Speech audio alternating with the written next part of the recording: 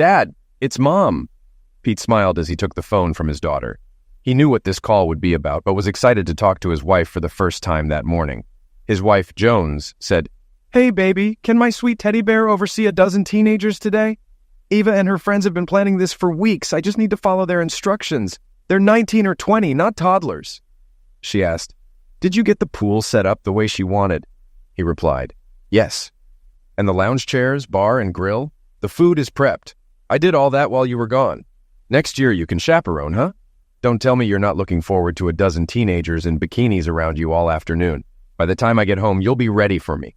Remember, one of them is our daughter, and 2 are like surrogate daughters.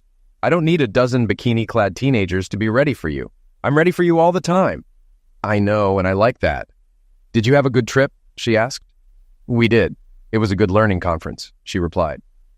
Joanne worked for a mid-sized investment firm in a Nashville suburb as a senior investment advisor for nearly 6 years. "That's great, sweetie. Have a safe trip back from San Jose." "Thanks. I'll see you later this afternoon. Love you, Joan." "Love you, Pete." Eva rolled her eyes at her dad, but was happy her parents still loved each other. Pete reflected on how he had been her lover until the kids were born, then daddy until their oldest went to college. Now he was her teddy bear. He didn't mind. She loved snuggling next to him and sleeping with her teddy bear. Pete, his daughter, and her 2 best friends had been busy getting ready for the party. Eva was starting her junior year in medicine at Vanderbilt University, about 20 miles from her parents' house in Franklin, Tennessee. She lived with her best friends in an on-campus apartment.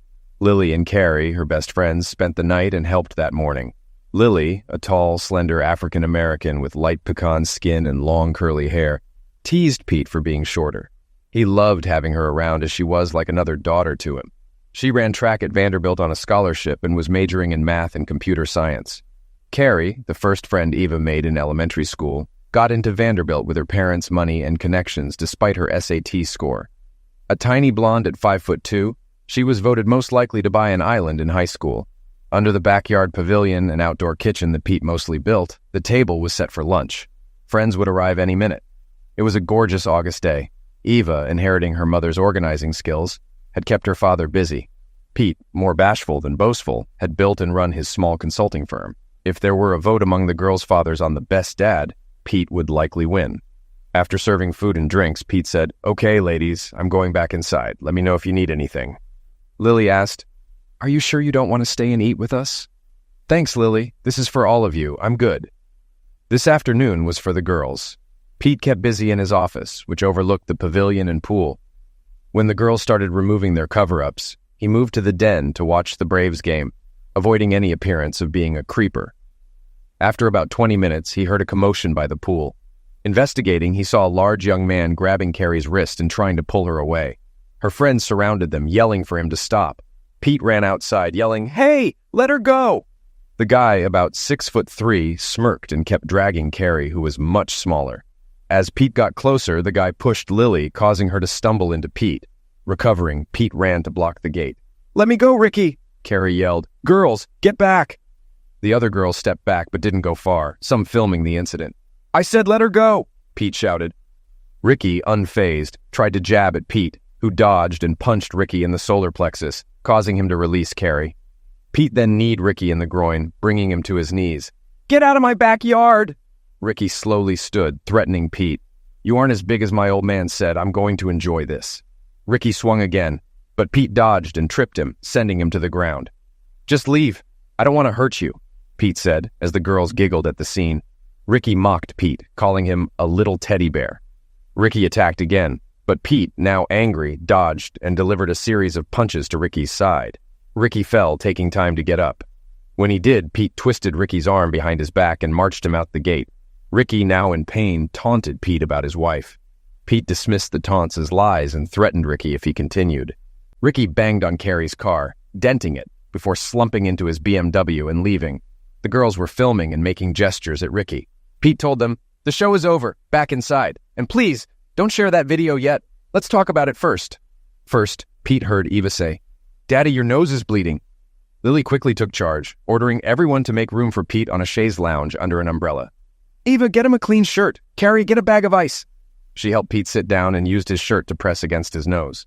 The other girls, surprised by Pete's fitness, eagerly offered help, though Lily kept things organized. One girl got him a drink, while another tried to help him lie down. The rest chattered about what happened, staring at Pete. When Carrie and Eva returned, Pete applied the ice and asked, "Who was that idiot? Who raises someone like that?" "Carrie, what did he want with you?" Eva answered, "That idiot is Ricky Farmington, the son of Mom's boss, Andrew Farmington." Pete's concern deepened. Oh crap. He realized the accusations might hold some truth. Carrie explained, "He asked me out again after one date and I declined. I'm sorry he came here. He probably saw the party on social media." She pleaded with her friends, "Please stop posting about our plans." Then she asked Pete, "How did your nose start bleeding?" "He never touched you." Pete replied, "It happened when I tried to catch Lily. She bumped into me and shot my nose." He smiled at Lily. "I'm so sorry, Dad. When he pushed me, I didn't mean to bump your nose." Pete reassured her, "Don't worry. It's not broken, just sore." Lily felt relieved. Concerned about the videos, Pete said, "Please don't share videos of what happened.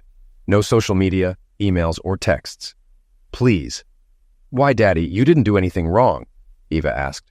Pete explained, "I don't want rumors about your mother spreading.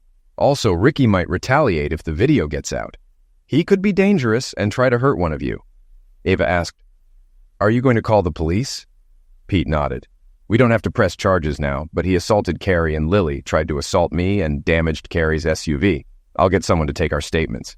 You can still enjoy the party by the pool." He asked, "Carrie, is your wrist all right?"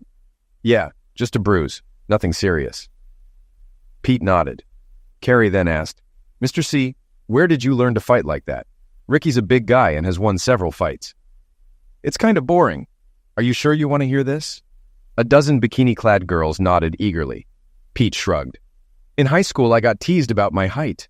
Both my parents are short, so I knew I wouldn't grow much. I ran track and cross-country, and I was pretty good, competing in state finals. One night as a junior, I had a date, and we were maltreated by a couple of guys. I tried to ignore them, but they pushed me. My friends stepped in, and the guys left. I told my dad, and he found a martial arts studio for me in Knoxville. He said, 'Be the best you can be, but only for defense.'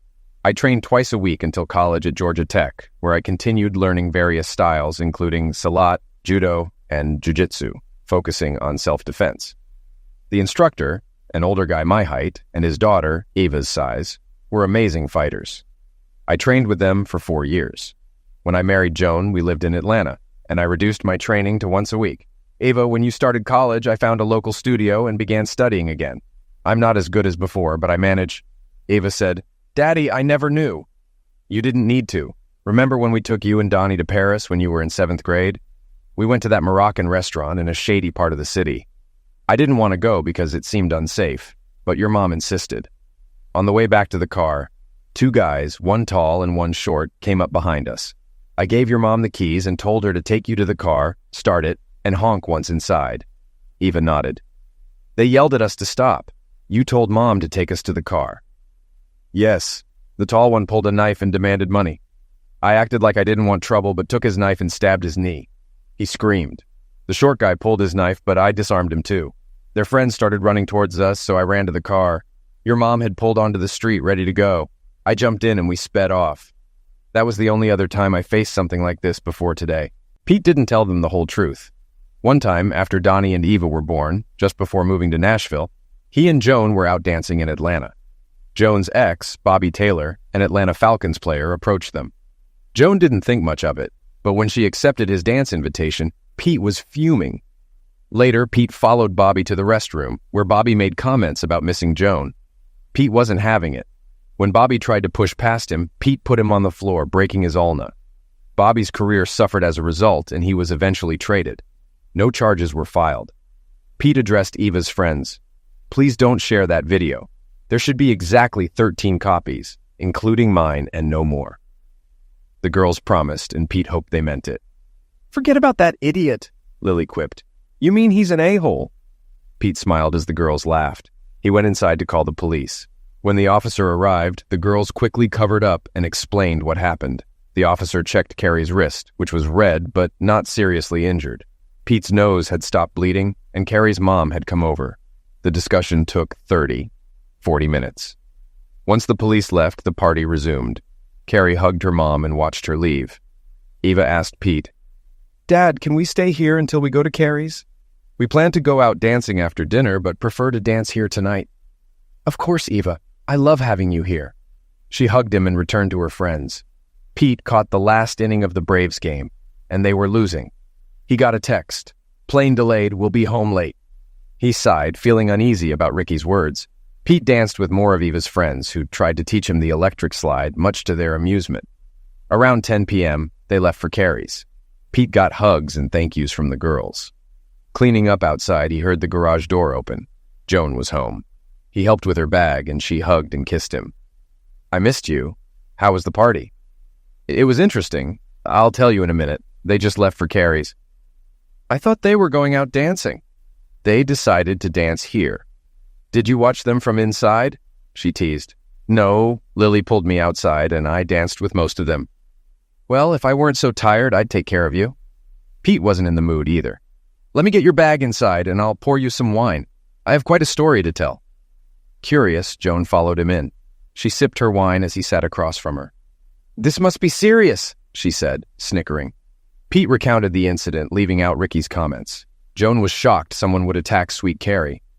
When Pete revealed the assailant's name, Ricky Farmington, Andrew's son, Joan was in disbelief. No way, there must be some mistake. Pete added, clearly Andrew forgot to teach him a few things. Joan giggled. Wait, you took Ricky out? My husband? All 165 pounds? Punch that tank? What's the joke? She laughed, finding it hard to believe. Pete was not amused. Joan saw his disappointed expression and said, Oh, come on, Pete. I'm not trying to hurt your feelings, but be realistic. How else could he take it? I'll be there as soon as I finish this glass. She was shocked when he said, Don't bother. Joan went to the kitchen, calling to him, but he didn't reply. Upstairs, he wasn't in their bedroom. He was in a guest room.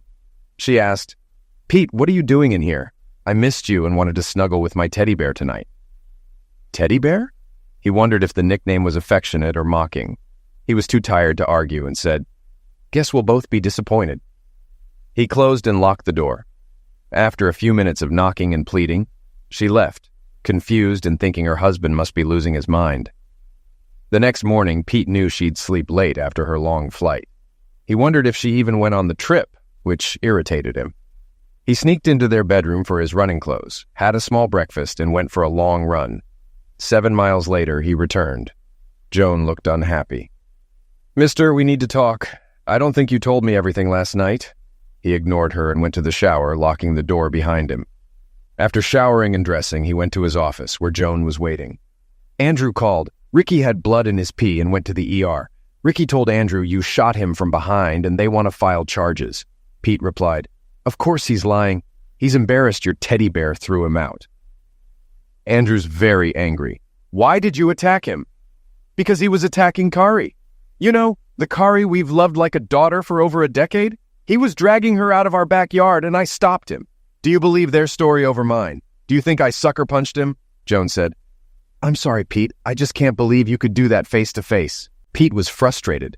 So you think I couldn't handle him face to face? No offense, honey, but he's huge. Remember Paris? You were running from that little guy? That was after I dealt with the big guy. This is pointless. He realized she doubted him. She continued, Do you know how difficult this will make things for me? Pete was surprised. Oh, excuse me. What was I supposed to do? Use a weapon? My hands, he replied. Nonsense. I've seen you work out. How could you hurt Ricky with just your hands? Thanks for the faith. That was sarcasm. She rolled her eyes. What do I tell Andrew? Tell him his son needs to apologize to Carrie and me. I will not. Ricky said he did nothing wrong. Pete shook his head. You must be delusional to believe him over your husband. Did Andrew give you pills while you were traveling? Joan's face flamed, about to reply, when a vehicle drove up and honked. Relieved, they saw Eva, Lily, Carrie, and her dad Brian arrive in a Bentley.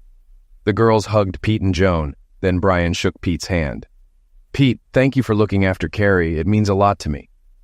Pete, uncomfortable with the praise, said, We love Carrie. No way was I letting that idiot leave with her. You'd have done the same. Joan asked, Girls, can you explain what happened? I'm hearing different stories from Ricky and Pete. Eva asked, You don't believe, Dad? Not exactly. I just want to hear it from someone else. It all sounds so preposterous. Pete shook his head and went inside. He grabbed his laptop and an overnight bag, needing time to think. When he returned, Brian, Carrie, and Lily were gone, and Joan looked stunned. Pete asked, "So what are we going to do about that idiot? Someone needs to teach him manners." Joan scoffed. "And you think you can do it?" Pete couldn't believe it. "He's probably pretty pissed," Joan said. "I don't think you'll be so lucky next time." Pete's face turned from shock to fury. "When did you lose all respect for me, Joan?" "What? You're being ridiculous. My feelings haven't changed. I'm proud of you." "Well, call me skeptical. Did you know I have C-level contacts from Fortune 500 companies who respect me? Apparently, I get more respect in my industry than at home. These last couple of days have been very educational." "What does that mean?" "Not for you to worry about. I've decided.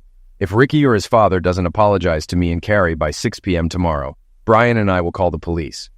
He needs to pay for the hood of her SUV, too." "You can't be serious. I still have to work with Andrew." "Maybe you can convince him to teach his son some manners. This could hurt your job, but look at what this is doing to us. Tomorrow, 6 p.m., or we're calling the police. I'm going out for a while." "No, you aren't. We aren't finished talking."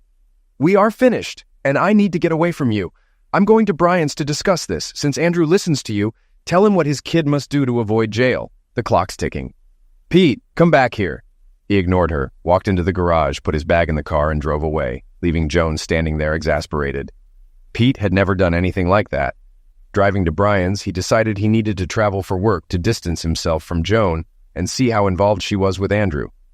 At this point, he believed she might have succumbed to Andrew. Joan, Brian, and Pete agreed on 6 p.m. tomorrow, or they would call the police.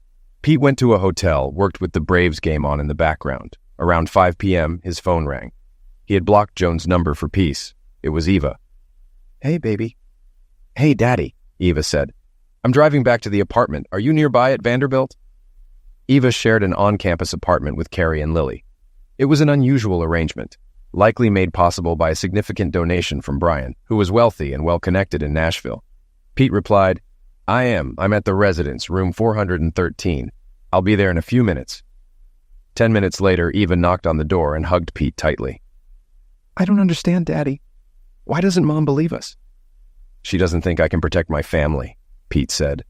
Eva responded, "She should. I told her about Paris." Pete shrugged. "Let me guess. She didn't believe you." Eva nodded, tears in her eyes. "I'm sorry, baby. Maybe Andrew convinced her I don't measure up.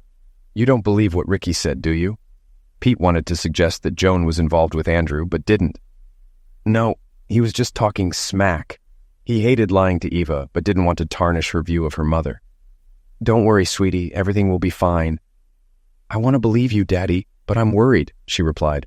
"Don't be. We'll be okay." She wondered if he meant just the two of them or their entire family. She left shortly after. School was starting soon, and she had a few days left in her summer internship.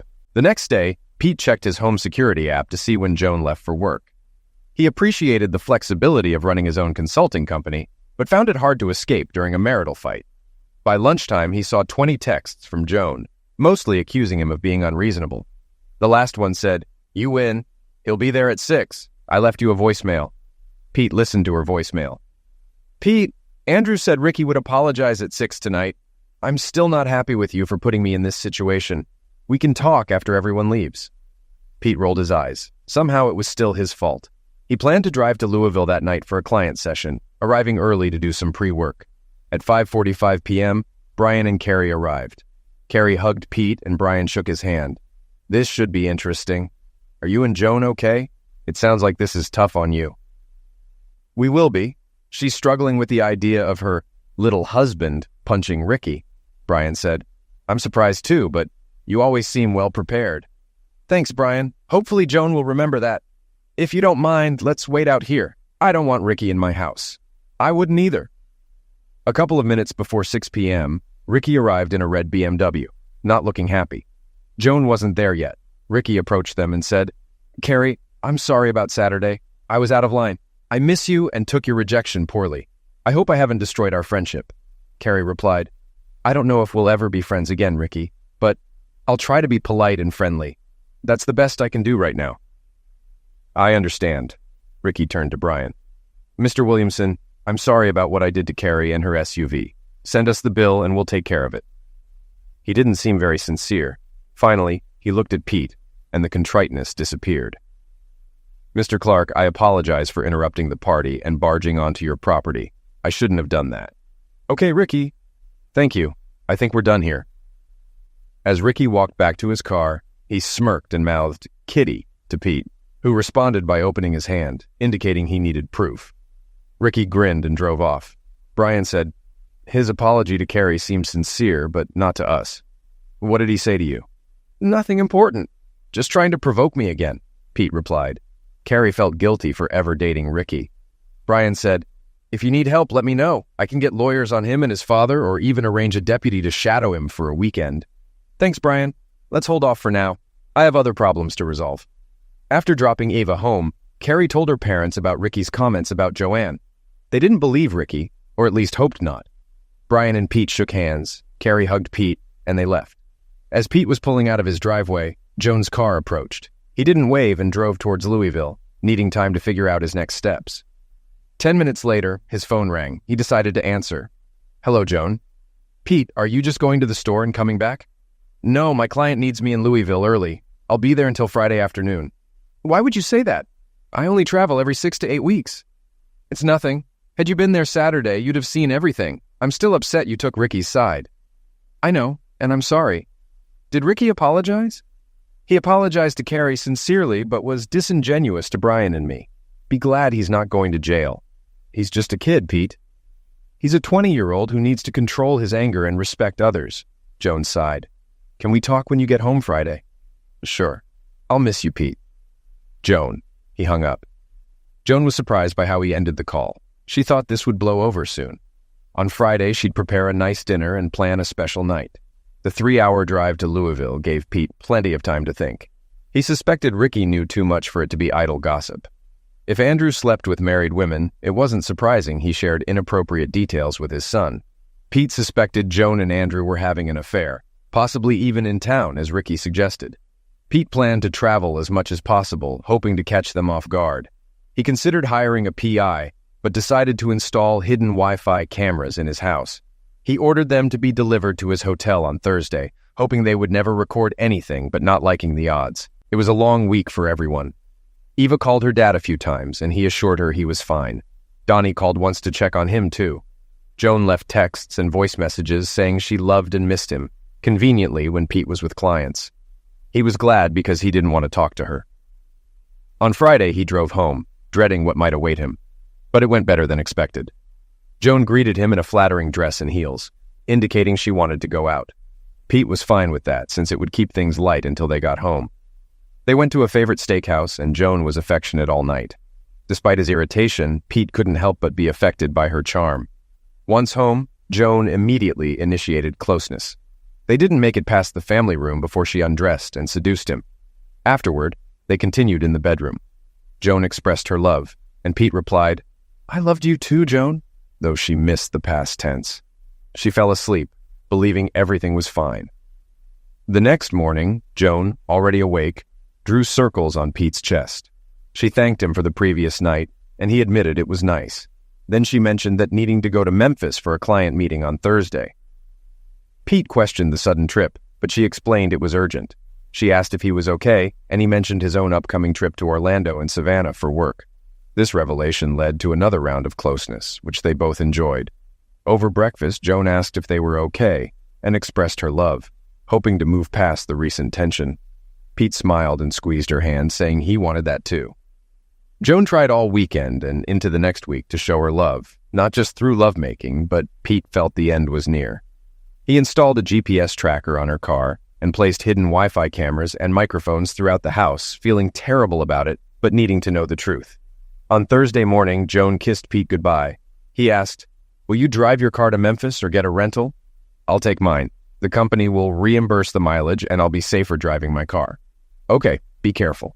"I will, baby. Love you." "Love you too." A few hours later, when she should have been at their Brentwood office or on I-40, the GPS showed her car at Andrew's house. Pete's fears were confirmed. His marriage was over. Needing to burn off steam, he went to his dojo to spar and work out, determined to stay sharp in case he ever confronted Andrew. "Thanks again, Joan," he muttered. Joan texted him later, saying she had made it to Memphis safely, but the GPS still showed her car at Andrew's house. Pete prepared for his fake trip to Orlando, deciding to hire a PI to tail his wife. Early Friday morning, he received an email titled, "For the Kitty Bear," with a link to a cloud account showing live and recorded video from Andrew's home. He watched Joan and Andrew undressing and having lovemaking in the family room. Pete drove to the airport, parked in long-term parking, and called Joan, leaving a message that he was flying out. He then went to the airport Marriott to watch the evidence. "Stupid kid," he muttered. Pete didn't need to see more. Watching Joan's car at Andrew's house overnight was enough. He listened to the videos, enduring the sounds of their affair to gather information. Andrew's voice, "I know you're pissed, but you don't have to reclaim me." Joan, "I know. I'm still mad about Ricky's apology. You need to control your little husband." "I've been withholding from him like you asked," she lied. Andrew thundered, "I don't ask. You do what I say if you want the benefits." Joan was tired of Andrew's control. "I love Pete. He's a good father and husband. I'm not giving him up." Andrew scoffed. "If you love him, why are you screwing me?" "You know why. Sometimes I miss being with a big man." Andrew, "It's okay, baby. It's not just your size. I like being with someone taller when I'm in heels. I like feeling big muscles. I miss that sometimes." Andrew soothed. "Keep taking care of me and I'll take care of you. But if you can't control him, I may have to talk to him. I'm still mad at him for sucker punching Ricky." She snapped, "You will not hurt my husband. Do you hear me?" This surprised both Andrew and Pete. Andrew, "Fine, fine. But remember who you belong to." That irritated her because she didn't belong to anyone but her husband. "Also, get Ricky under control. I don't want him sneaking up on me." "I told you. The girls said he didn't do that. Somehow Pete strike him fair and square." Andrew laughed. "No way could that kitty strike Ricky." "He's not a kitty, but if he is, he's my kitty bear. Let me handle him." Andrew laughed. "As long as I get to handle you. For now." She wondered what he meant by "for now." The second interesting exchange was after Pete's call from the airport. Joan said, "Well, he's gone for a week." Andrew's smile was sinister. "Great. Now we can take a few more days off and screw some more." Joan replied, "Yes, but not if you keep being so rough. You'll bruise me." "How will I explain that to him?" Andrew reassured her, "You're not supposed to be with him often. How will he see it?" "He still sees me getting dressed. You said you like it when I tease him." Andrew smiled. "Well, if we have lovemaking all week, keep him away for a few days or he'll feel the difference. A cool bath and 24 hours usually help. Besides, he's not much smaller than you." Andrew didn't like hearing that. He took charge. "I'll be gentle like you want, but not at my house or while traveling. At your house, I'll screw you my way. You said he wouldn't be back until Friday night." Joan was worried. They had never had lovemaking at her house. "I'm not sure that's a good idea. If it worries you, we won't sleep there. Just long lunches." Joan hesitated, but agreed, planning to call Pete every morning and night to check in. This confirmed she needed to end things with Andrew soon. Andrew smiled, thinking she wouldn't get rid of him easily. Pete copied all the videos from the cloud folder. Once they left Andrew's house, he planned to delete the server files, ensuring he had the only copies, unless Ricky saved them elsewhere. Pete had several calls to make, starting with Brian. "Hey, Brian, it's Pete. Got a sec?" "Sure, buddy. What's up?" "Remember our conversation when Ricky showed up to apologize?" "Yes." "Ricky was right. Joan's been having an affair for a while." "Oh man, I'm so sorry. This isn't a social call then." "No, I need a good divorce lawyer quickly." Brian replied, "Done. I know just the woman. She can be mean and vicious or just get it over with, whichever you prefer. I'll give her your info and she'll contact you today." "Sounds good. Also, please tell Miriam not to mention this to anyone until I give Joan the papers next week." "Sure, Pete. I'm sorry for both of you. We've always liked you and Joan." "Thanks, Brian. I'm sorry too. I owe you." "No, you don't. We've been friends for a long time, and our daughters have been for even longer. This is just me helping a friend. When this is all over, you can buy me a beer." "I think I might enjoy that. Consider it done." Brian connected Pete with feared family lawyer Charla Steele, who started preparing divorce papers that evening. Joan's car returned home, and just before Pete went to sleep, Joan called. "Hey, Pete, how's Orlando?" "Hot and humid, typical for late August. How's Memphis?" "Nashville, actually. I got back this afternoon. It's lonely without you." "I wish we could have another Friday night like last week." "Yeah, I'd like that too," Pete said. longing for the days when he thought his wife was faithful. They talked for a few more minutes, and Joan professed her love. "Love you, Pete. Love you too, Joan." After hanging up, Pete felt sad but grew angrier the more he thought about it. The next day, he went back to the airport, rented a car, and found a dojo near the Opry to practice, avoiding his usual places to keep his presence in town a secret. He spent Saturday and Sunday sparring and working out, feeling good about his abilities. He texted Joan, and she texted back. The cameras showed she was alone at home on Saturday, but Eva visited on Sunday, making him sad about the impending loss of their family unit. His sadness turned to determination. "Oh well, you have to deal with what life gives you," he thought, ready to face the challenges ahead. On Monday morning, Pete got an unexpected call from Brian. "Pete, I needed to call you. Joan contacted Miriam last night. She asked if we could float her resume to our investment advisors because she feels it's time for a change. Miriam said she'd look into it. What do you think? I know this doesn't excuse the affair, but maybe she's trying to get away from that a-hole." Pete thought about his family and what he planned to do. While Joan would never be his wife again, it would be easier for the kids if she got away from Andrew. "Yeah, go ahead. The damage is done, but it might make life easier for everyone." Brian replied, "I understand." By Monday afternoon, Charla had prepared the divorce papers. Joan called Pete that night, saying she missed and loved him. He tried to return the affection. Donnie also called, and they had a good chat. Pete suspected Eva had an idea of what was happening, but Donnie would be blindsided. "Damn you, Joan," Pete thought. He didn't sleep well that night. On Tuesday, Pete worked from his hotel. Around lunchtime, the GPS showed Joan's car leaving her office and heading to their home. His security cameras alerted him to 2 cars pulling into the driveway. Pete prepared to drive home, expecting them to take several hours. Around 2 p.m., Joan said, "We should get back. People will start looking for us." Andrew replied, "Don't worry, I own the company. No one will question me." "They might wonder about me. I don't want anyone telling my husband." "Why? You don't think he'd divorce you, do you?" This confirmed Andrew's lack of interest beyond lovemaking. "I don't know. He might forgive a one-time mistake, but not this long." Andrew said, "You've kept him in the dark for 3 years. You can manage. Maybe if we only see each other once a month." "The last few weeks have been risky. I should get back to the office." Andrew smiled, thinking about Ricky knowing and maybe participating. Joan was a good employee, but replaceable. He felt he had control over her, knowing she wouldn't risk accusations getting back to her husband. Pete parked down the street, listening to their activities via the Wi-Fi cameras. Hearing the affair had lasted 3 years fueled his anger. He checked the security system to ensure no alarms or chimes. He snuck in and quietly climbed the stairs, hearing Joan plead, "Come on, Andrew, I need to get back to the office." Pete stepped into the bedroom and said, "That means get the hell out."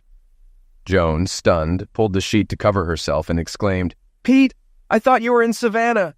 This isn't what it looks like." Pete replied, "Joan, that's the stupidest thing to ever come out of your mouth." Joan's face turned red. "Good, at least you have some shame," Pete said. Andrew taunted, "Well, the little man decided to see how a real man takes care of his wife. Don't worry, she says she loves you, but we both know she loves having lovemaking with me." "Shut up, Andrew. That's not true, Pete," Joan sobbed. "I only love you." Pete replied, apparently not enough to stay away from him. To Andrew, he said, "I remember your baby boy struggling to get up when I punch him. Maybe I should give him another lesson for you screwing my wife, or do you want to take your best shot at me?" Andrew threatened, "I'm going to punch you to pass away in your own house in front of your wife. She wanted a bigger and better man. Yeah, get dressed and meet me in the backyard. I don't want you unclothed when the ambulance comes." As Andrew retrieved his pants, Pete laughed and pointed at his tool. "Joan, you traded me for that baby carrot. You might have wanted a taller man, but you didn't get a bigger one." Actually, Andrew was a little bigger, as Joan described, but no man likes being laughed at about his size, and Pete wanted Andrew angry. Pete left the room, not waiting for them. Joan cried harder, seeing Andrew follow her husband. She lunged at Andrew, scratching his shoulders and back, but he backhanded her, knocking her against the headboard, stunning her. Pete, unaware of Joan being striked, moved quickly downstairs. He didn't want his home destroyed in the fight, so he inserted a mouthpiece and sprinted into the backyard. Andrew followed closely. Andrew taunted, "I'm going to enjoy punching you, Pete. After, I'll screw Joanne by the pool so you can watch." Pete, speaking around the mouthpiece, replied, "I don't care if you screw her. She doesn't matter to me anymore. This is to teach you not to screw married women." Andrew, thinking his superior reach would help, approached Pete in a boxing stance. Pete noticed Andrew's large arms but flabby midsection, suggesting poor cardio. Pete planned to tire him out. For the security cameras, Pete kept his hands up to appear defensive. Andrew rushed, throwing jabs and trying to grab him, but Pete easily dodged. After several failed attempts, Andrew was breathing hard. Finally, Andrew threw a big right-handed haymaker. Pete countered by punching Andrew hard in the right kidney, causing him to bend over in pain. Pete then delivered a vicious elbow to the same spot, bringing Andrew to his knees. Pete waited for Andrew to stand, needing him to look like the aggressor for the recording. Andrew struggled, but eventually got up, trying to box again. Pete, enjoying the sight, returned jabs to Andrew's damaged sides. Each blow caused Andrew visible pain. Realizing he couldn't win, Andrew tried to rush Pete, hoping to grab him. Pete tripped him, then delivered a crushing kick to the groin when Andrew was on his hands and knees. Andrew cried out and curled into a fetal position, incapacitated.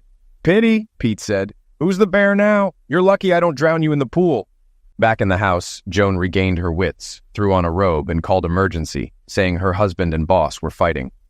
She ran downstairs, grabbing her phone, but froze when she passed Pete's office. Pete sat on the ground about 10 feet away, listening to Andrew whimper in pain. Normally, he would have hated to see anyone hurt so badly, but he felt nothing for Andrew except a sense of justice. He waited for the police or ambulance to arrive, hoping Joan had called them.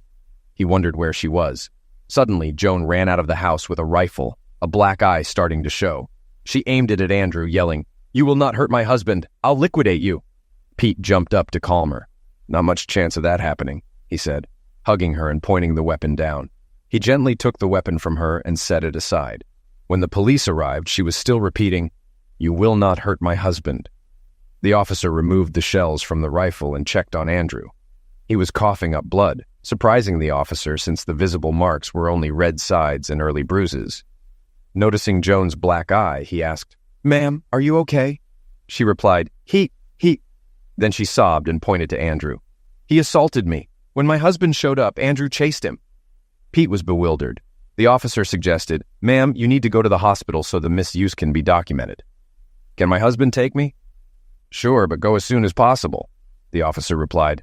He looked at Pete and said, "You look unscathed. Are you a black belt or something?" Pete shook his head. "Or something. I know how to protect myself and my family, but I'm much more damaged than you can imagine." Joan wept on Pete's shoulder, knowing she was the one who had hurt him. Pete took her inside to get dressed for the hospital. She asked him to help her change, but he refused, not wanting to see the bedroom where she had been with Andrew. Joan looked like she had aged 10 years. As they left, Pete asked the officer, "Can we have his car towed? Joan doesn't need to see it." The officer agreed. In the car, they drove in silence until Joan said, "Speak to me, Pete. Yell at me, scream at me, call me a 304 again, but tell me what you were thinking." Pete continued to drive. After a minute, he said, "Assault? How are you going for assault? Everyone will know it was consensual. I won't lie for you." Joan's face fell. "I want to use this to keep him away. He was too controlling, and I plan to leave him in the firm anyway," she said. "So I've heard," Pete replied. She looked surprised. "Just because I'm short doesn't mean I'm not smart," Joan said. "I know," Pete responded. "I would ask why, but I already know." "I'm sorry," she whispered. "The sad thing is, I would do almost anything for you. But I can't change what you've held against me all these years." "You should never have married me, Joan," Pete said. "Please don't say that. I made a horrible mistake. We have a great family, house, and jobs. We have a good life," Joan pleaded. "Except for your dependence on taller, larger men," Pete remarked. That hit hard. He continued, "You should have thought about all those things and decided an affair wasn't worth the risk." "I know. I was stupid. Can you forgive me?" she asked. Pete shook his head. "Maybe one day, but not soon," he said. "So, is there a chance we will stay together?" she inquired. "No, that isn't going to happen," he replied. "But why?" Joan asked. "Why do you think?" Pete responded. "Because of the affair. We can go to counseling. We can overcome this," she suggested. "Joan, this wasn't just an affair. His son sent me a link to a cloud account with videos of you and Andrew from Thursday and Friday," Pete revealed. She gasped. "I don't know if Andrew set it up or Ricky. Either way, I heard you. You won't have to worry about wearing heels around me anymore. It never bothered me," she said. I wish I knew that. It always bothered you, he replied. You won't have to worry about people thinking your short husband is an easy target. Do you still think Ava made up the story about Paris? Joan asked. Joan's almost imperceptible shake of her head said it all. Oh, and by the way, when Ricky emailed me the link, he mentioned that Andrew had agreed to let him screw you too. No wonder he acted like he owned our backyard. He had no respect for me or our marriage. Who disrespected it first? You did, Joan. Joan was devastated by the realization that she had disrespected Pete first. She was also appalled that Ricky thought he could have lovemaking with her. She now understood why he had been hanging around so much, and couldn't believe she had fallen so far. Pete, I don't know what to say except that I'm sorry. Sorry isn't enough. You lost faith and respect for me, even though I'm a better man than him in every way. That just wasn't enough for you, was it? Joan looked out the window, tears streaming down her face. What now? She asked. I plan to give you divorce papers today. I'll hold off, depending on how the next few days go. We're still getting divorced, but giving you the papers on the day you were supposedly assaulted wouldn't look good in court. He asked, So how do you plan to pull off assault? And what was with the rifle? Do you plan to send an innocent man to jail? I wanted to send him to the morgue, but you were just as guilty as he is. Joan felt like jumping out of the moving car. There's nothing innocent about him. Just tell the police you found me crying in the bedroom, and once Andrew saw you, he came after you. I'll handle the rest so you don't have to lie. That is a lie, Pete said. I know, but I was pleading for him to leave. The tears would have come soon. I have a black eye to prove he shot me and his skin under my nails to show I fought him off. Pete said, and don't forget your inner part full of his. That'll show he assaulted you. Joan broke down sobbing. Pete asked, Why did you get the rifle? Pulling herself together, she said, Crazy things happen in fights. I wasn't going to let him hurt you. I grabbed it not knowing what the scene would be like when I came outside. Was it what you expected to see? They both knew the answer. Pete appreciated her desire to protect him, but she should have thought about that 3 years ago. A few minutes later, while still in the car, Pete called Brian. Brian, it's Pete. Joan and I are on the way to the hospital. We need a good attorney fast. I'll give you the details later today. Oh man, sorry to hear that. I'll make a few calls. Are you going to Williamson Medical Center? We are. Okay, I'll make sure someone meets you there. Don't talk to anyone until you talk to your attorney. Pete replied, Thanks, Brian. He hung up and looked at Joan. You understood that, right? This is a dangerous game. Get your story straight before you end up in jail. I'm sure your children and family would love to visit you in jail. Joan groaned internally at her predicament. Maybe she should jump from the car after all. As Brian mentioned, they were met in the ER by the hospital administrator and senior legal counsel, both of whom knew Brian personally. The attorney was also distantly related. Their main goal was to ensure Joan and Pete were seen immediately and not questioned until Brian's attorney arrived. Once she did, the attorney quickly understood what Joan was trying to achieve. They documented everything, including the length of the affair, Ricky's involvement, the videos from Andrew's place, and the Clark security system. Joan was humiliated, detailing everything in front of Pete, who was numb with disbelief. The attorney advised Joan to seek an out-of-court settlement to get compensation and move to another firm. She doubted the DA would prosecute due to the long affair, making it seem like sour grapes. Andrew would likely want to avoid civil court and headlines about the striking he received. Pete asked for a moment alone with Joan. I don't care if the settlement is for $10,000 or $10 million. In the divorce, I want the house, a 50-50th split of other assets excluding my consulting business, and no alimony. You might want to get as much as you can. Wait, you can have the bed. After today, that filthy thing is yours. Joan realized she would be alone in this. You would fight me for the house, she said. He replied, After what I've seen and done, you ask what I'm willing to do? Imagine what I could do with those videos. I have the contact info for all your clients and many others. I could send them videos of their advisor breaking vows and showing poor judgment. How many would keep working with you? Go ask your lover how angry I am. If the house is all I take, you got off easy. Every time he said lover, it felt like a red-hot poker. She couldn't deny it. Unwilling to fight Pete over the mess she made, she agreed to get whatever she could from Andrew.